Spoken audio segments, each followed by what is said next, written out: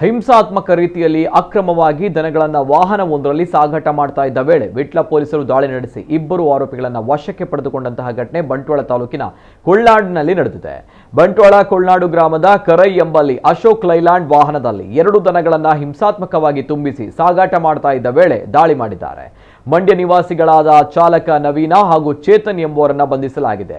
ಚನ್ನರಾಯಪಟ್ಟಣದಿಂದ ಶಂಕರ ಎಂಬುವರು ಬಂಟ್ವಾಳ ಸಾಲೆತೂರಿನ ಶಾಫಿ ಎಂಬುವರಿಗೆ ಜಾನುವಾರುಗಳನ್ನು ವಧೆ ಮಾಡಿ ಮಾಂಸ ಮಾಡಿ ಮಾರಾಟ ಮಾಡುವ ಉದ್ದೇಶದಿಂದ ತುಂಬಿಸಿ ಕಳುಹಿಸಲಾಗಿದೆ ಎಂದು ತಿಳಿಸಿದ್ದಾರೆ.